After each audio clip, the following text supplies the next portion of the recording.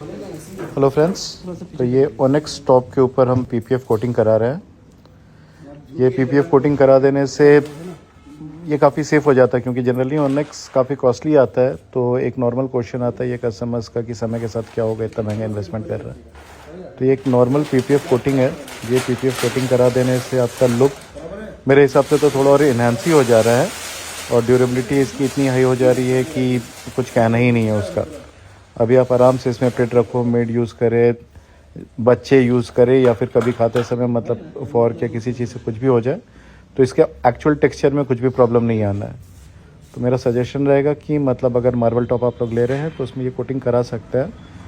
ये उसके लाइफ के लिए काफ़ी बेनिफिशियल है।